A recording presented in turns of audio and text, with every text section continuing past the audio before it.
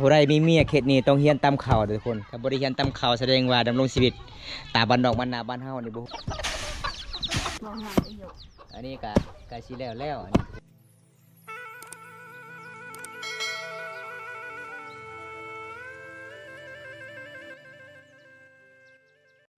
โอ้สบายดีสาวแวนไปไซคือเอาพัดไปนำตามข่าวบ่ตอนแรกก็คือน้องตามข่าวแบบนี้บ่น้องโอ้ทุกคนเลยน้องจะตามข่าวบรรยากาศยามแลงเลยทุกคน นี่ผู้สาวมาตามข่าวแล้วสบายดีสาวกันแนวเอาแล้วเป็นยังฮะ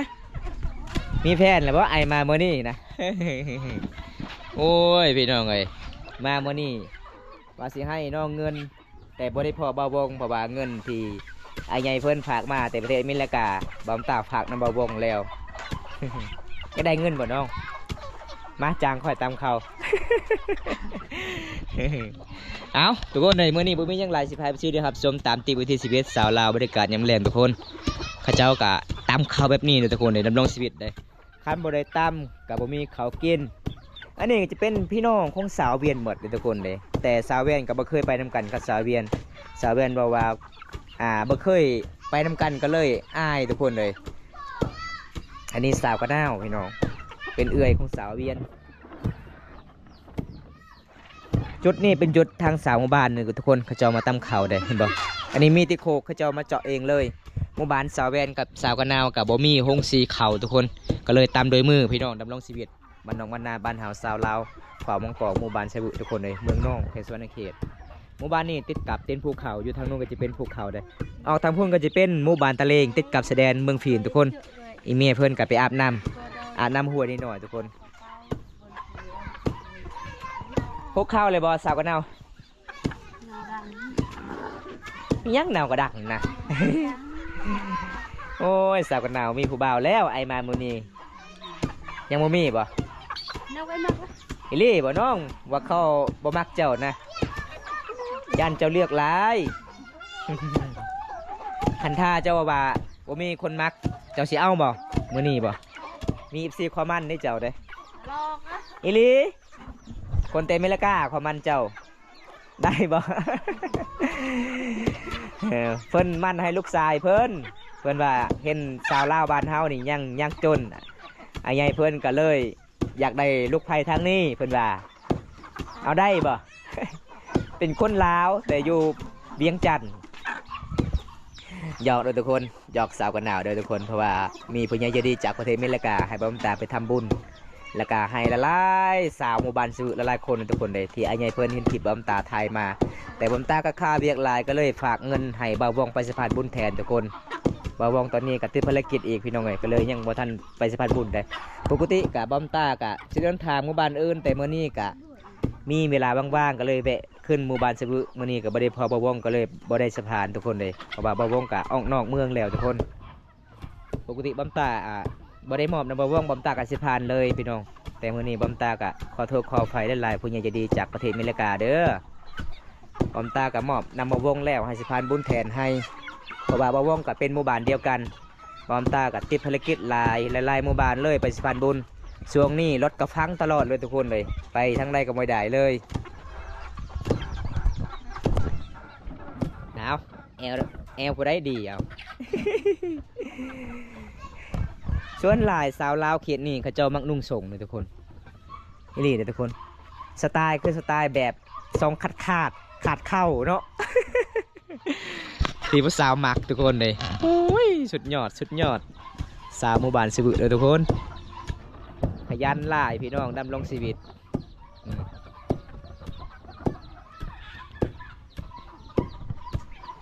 แสดงผู้ได้ไวก่อนตามเข่าแสดงว่าผู้นั่นได้พัวงามเอาแข่งลองเบิ้งแอมย่วง เพื่อนว่าน้องก้อนแล้วน้องยังมีแห้งส่วนเอ้ยแห้งมัดเลยเนาะกินน้ำไม้เมื่อนั้นเด้เอาไปหาน้ำไม้เมื่อนั้นเด้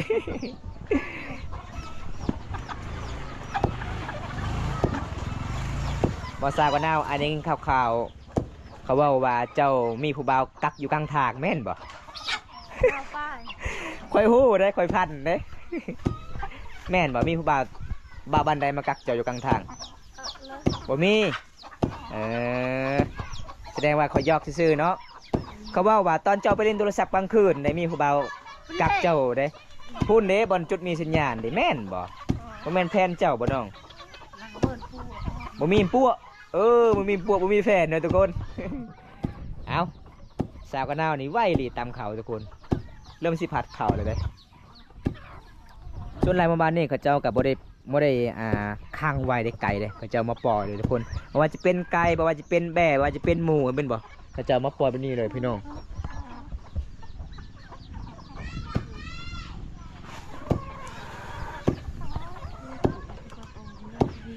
ยังโอมนะพัดเข้าบ่เออเอาตามแลบมาพัดทุกคนเลยบ้านนอกบ้านนาบ้านเฮาแบบนี้เราพี่น้องดำรงชีวิต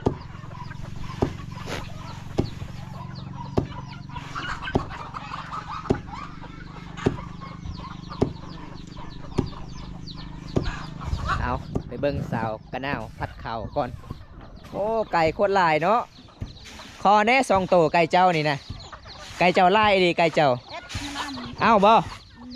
จะน้อยก็ชิจับตัวนี้โลด เอามือเหือนมือสานโอ้ยลำบากเลยทุกคนเลย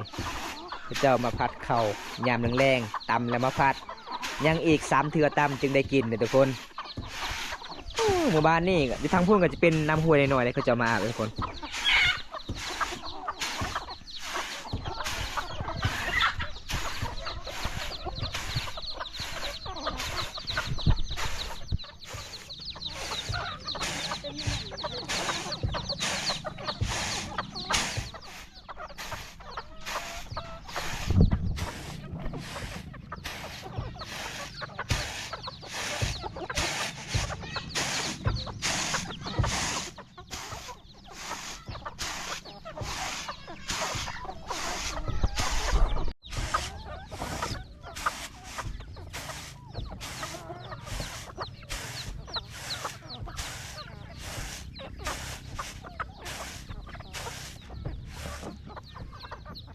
เอาสำเร็จบัดนี้น้องก็สิเริ่มต่อเลยมีหลายขั้นตอนทุกคนจึงสิได้กินข้าวพี่น้องกาบะเม่นเรื่องง่ายๆเลยทุกคนเลยนี่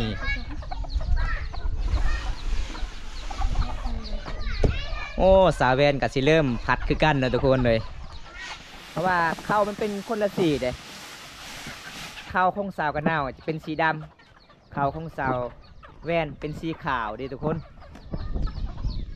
ซื้อว่าจังได้เข่าเจ้านะนั่นน่าทำงานโดยกยาไล่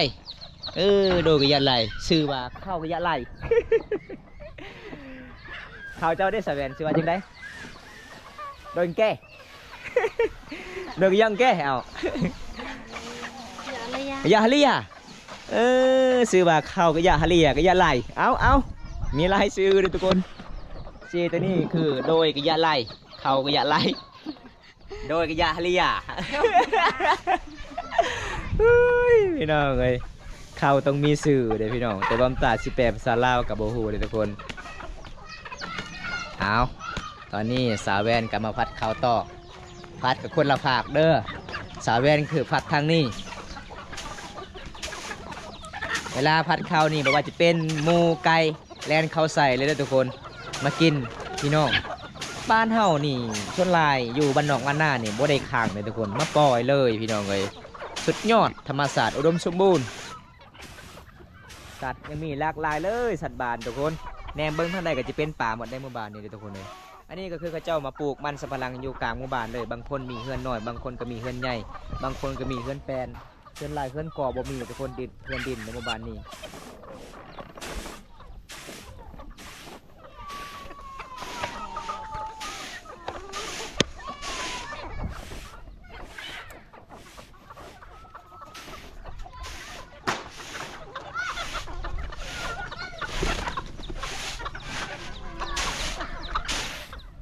เป็นเนาะจะผัดนะสเวนเก่งเนาะโอ้ยังขั้นตอนที่1กับสิแล้วเด้อทุกคน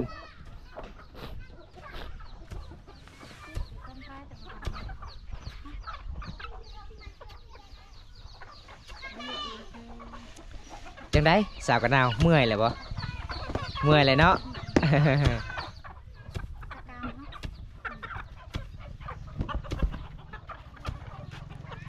ปลาสากสาวแวงกับสากสาวกันนาวนี่มีสัตว์มีเหยาวเลยทุกคน สาวแว่นนี่มักสากเหยาวสาวกันนาวนี่มักสากสั้นเนาะ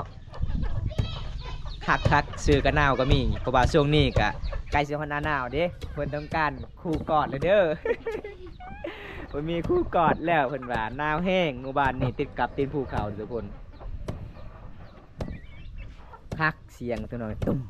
ตุ้มโอ้สุดยอดอาศัยเห็นงานโดยมือเลยมาต่ำหมู่บ้านที่บ่มีห้องสีบ้านหลังคาก็มีห้องสีเขาบ้านหลังคาบ่มีห้องสีเขาคือต่ำแบบนี้เลยทุกคนก็คือโคกที่เขาเจ้าต่ำเขาเจ้าเอาด้วยไม้ใหญ่ๆแล้วก็มาเจาะเฮ็ดโคกต่ำเข่าดำรงชีวิตแบบเดิมบ้านเฮากับซ้ำบ้านเฮาพี่น้องเลยยังวิถีชีวิตแบบโบราณเลย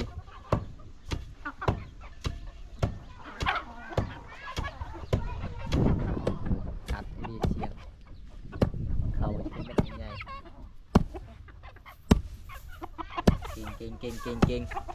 สุดยอดผู้ใดมีแผนทางบ้านนี่บอกเลยว่าบ่ผิดหวังแน่นอนทุกคนเกี่ยวกับเบียกบ้านเบียกเกือนเบียกสารสำเร็จพี่น้องเลยขนาดเป็นสาวโสดได้นี่ได้แอวยังอ่อนคักไอลี ถ้ามีแฟนนี่โอ้ยตำข้าวนี่เบิ้งพี่น้องมัดมือมัดคืนเลย แอวเด้งตลอดเลยเนาะสาวกันหนาวนี่เมื่อยไหวเจ้าน้องๆถ้าเมื่อยไปแล้วนี่เจ้าเอามักซิดามากินเพิ่มพลัง โอ้ยบ่มีขนมให้น้องๆทุกคนเลยบอมตาลืมซื้อมามีเงินไอ้ใหญ่เพื่อนฝากมาแต่บอมตาให้นำมาวงเบิดให้มาสะพานบุญในหมู่บ้านนี่ซื้อขนมละลายทุกคน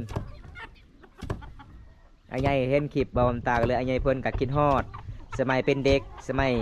เฮ็ดหน้าเฮ็ดสวนสมัยเลี้ยงควายไอ้ใหญ่เพิ่นคิดฮอดเพราะว่าไอ้ใหญ่เพิ่นเป็นคนลาวเป็นคนนครหลวงเวียงจันทน์แต่ไอ้ใหญ่เพิ่นอยู่ประเทศอเมริกาหลายปีแล้วก็เลยเห็นวิถีชีวิตสาวลาวบ้านเฮาไอ้ใหญ่เพิ่นก็คิดฮอดตอนเป็นเด็กทุกคนเลยก็เลยให้มาทำบุญนำกันคือกันเลยเนาะยกคือกันตามคือกันเบิดเสียงแต่สาวแว่นนี่บ่ได้พักสาวกันนาว3เทื่อแล้วพักเคยเห็นเอี้ยวเอี่ยวแล้วเห็นว่าเมื่อยเอี่ยว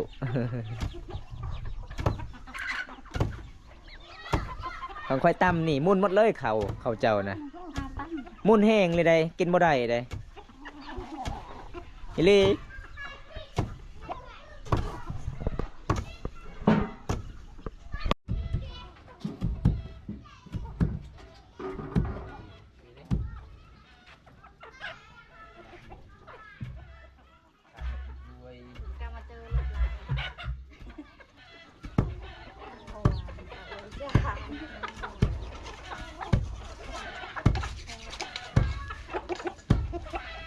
ข้าวซาบุซากันด้วยทุกคน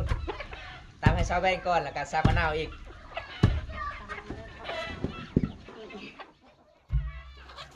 เป็นบ่ทุกคนมาเด้อ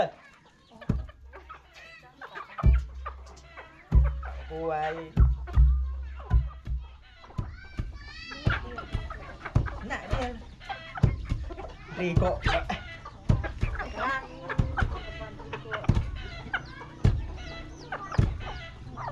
แล้ว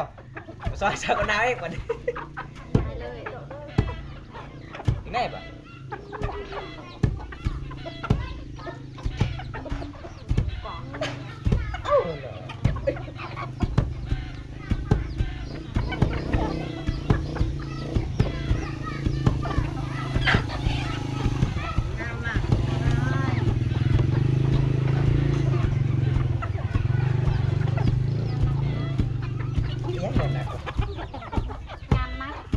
งานนัก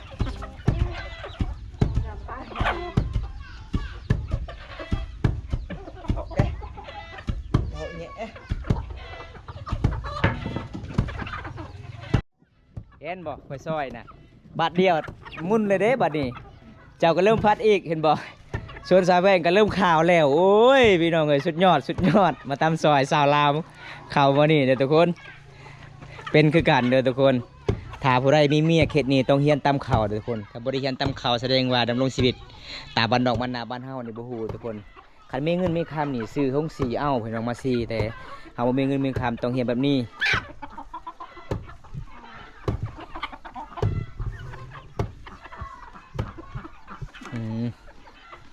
อันนี้พัดอีกบ่เสากันเอาโอ้พัดอีกทุกคน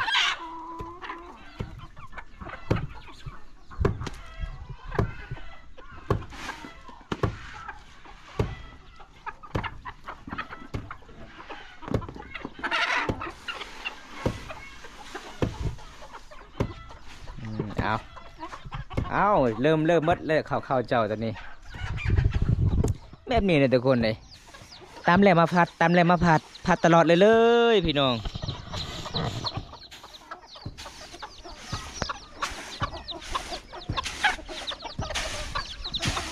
สุดยอดเก่งหลายสาวกระนาวคนงามโอ้ยลำบากเลยพี่น้องอันนี้เกิดเส้นทางมาที่เมืองนองเกิดทางนี้นะทุกคน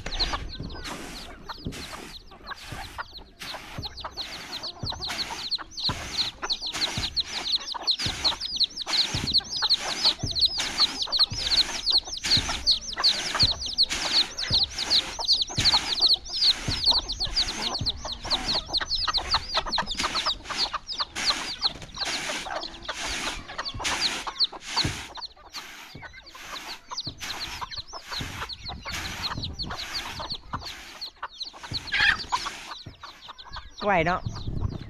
อย่างอีก2 เทื่อตำจึงได้กินเอา4 เทื่อพัดเลยทุกคน4 เทื่อตำมีหลายขั้นตอนเลยทุกคนส่วนซาแวนกะขั้นตอนนี้แล้วกะสิได้กินแล้วพี่น้องซาแวนยังนุ่มเด้ยังแห้งสาวกะนาวว่ะสาวกะนาวแห้งเบิดแล้วไปนำสัญญาณอินเทอร์เน็ตเบิด ขึ้นภูตลอดเด้เวลากลางคืนไปหาบนมีสัญญาณก็เลยแห้งมันเบิดนะสาวกะนาวเนาะ ส่วนสาวแวนด้นแล้วบ่ได้ไปเล่นโทรศัพท์น้องว่าบ่มีเน็ตทุกคนเลย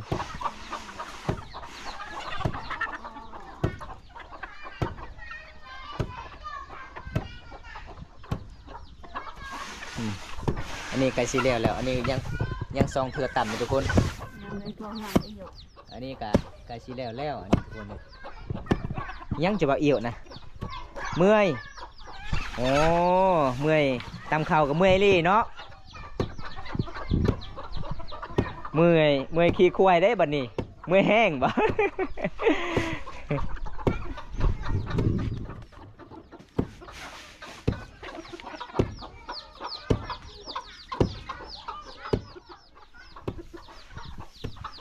อเจ้าเมื่อเลยบ่จะกินได้แบบนี้นะกินบ่ได้ได้น้องเลยยังทันนิมุนนี่ได้กระไรโอ้ยพี่น้องเลยเวลากินนี่น้องว่าแกะออกเอกเปลือก น้องเมื่อแห้งน้องก็เลยยุดตับแล้วทุกคนยังที่สาวแวนก็กระชิแล้วได้ทุกคนเลยโอ้ยพี่น้องเลยสาวกระดาวนี่คนด่าบ่ไหวแล้วเมื่อยมือเฮือนก่อนเอาเมื่อก่อนกลับบัดนี้เป็นบ่สาวแวนกระชิแล้วเด้อทุกคนบ้านเฮากับซ้ำบ้านเฮาดำรงชีวิตอีพอยเมียก็ออกให้ออกส่วนลูกสาวอยู่เฮือนอยู่สันเกือบนี้เมื่อนี้กับสาวเดือนหากมาที่ให้ทุกคนน้องสายเพิ่นไปเอาบอมตาไปยิงใบยามน้องเพิ่นก็เลยกลับมาแต่ให้ได้ส่วนเลยทุกคนเลยพระเจ้านับถือเลยพี่น้อง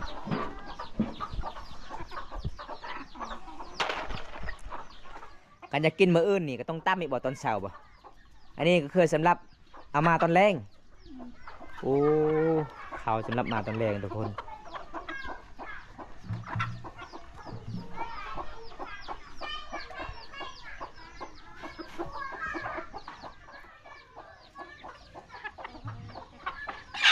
เก่งสาวลาวคลิปนี้ทุกคนเลยสุดยอดลาย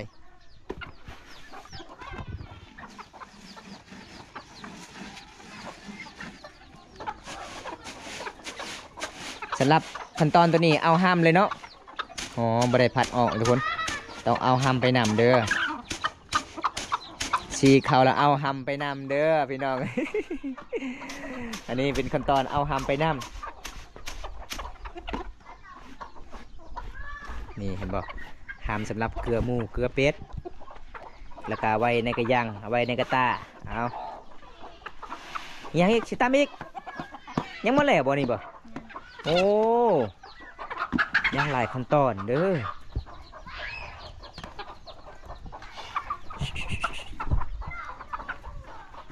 เอาขั้นตอนสุดท้ายเมื่อนี้บอมตาก็อัปเดตให้ FC ได้ครับชมเต็มที่ทุกคนคลิปแบบบริตัดต่อเลยถ่ายแบบยาวๆเลยพี่น้องสาวลาวดำรงชีวิตแบบใดอยู่เฮือนอยู่ศาลเป็นสาวโสดก็คือเป็นนี่แหละทุกคนบางคนก็ไปหาหน่อไม้เวลาจะกินอาหารก็คือหาของป่าของดองหาหน่อไม้หาฝากต่างๆหลังจากนั้นก็มือศาลมาต้มกินพี่น้องเอ้ยเงินคำบ่มีอยากซื้ออาหารอยู่ในเมืองกับมันไก่หมู่บ้านนี้ติดกับตีนภูเขา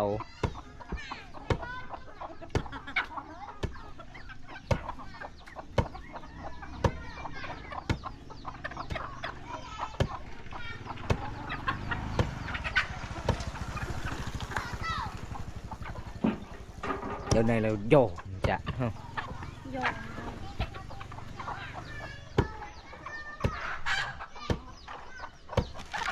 เช็ดเดี๋ยวลึเรียบร้อยแง่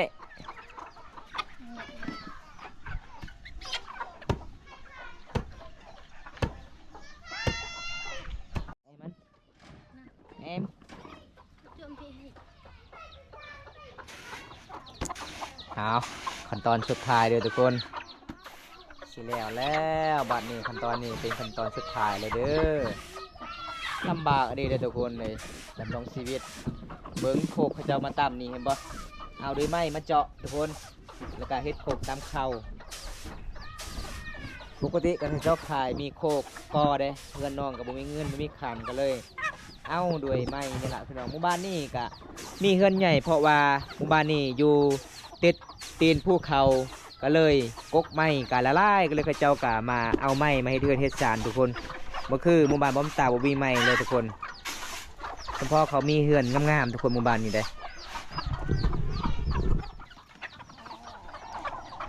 ข่าวปวดแล้วเนาะวันนี้เนาะ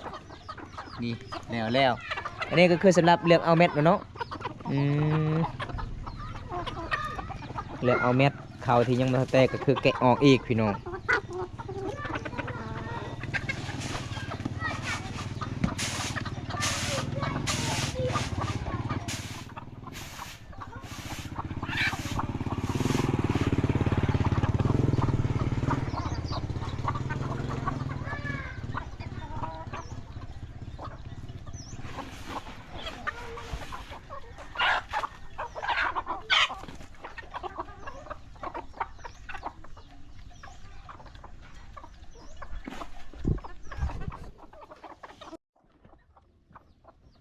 ได้สาวแว่นแล้วบ่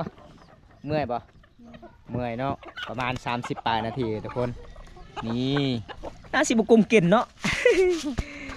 หมอดโลนึงทุกคนเพราะว่าเพื่อนน้องกับบุมีขับบุมีเข่ามีขับเห็นไหมบุมีเข่าทุกคนเลยน้องก็เลยตำซัมมี่ล่ะพี่น้องเอาตอนนี้น้องกับสิขึ้นศาลนะทุกคนในวิถีชีวิตบ้านน้องบ้านนาบ้านเฮาสาวลาว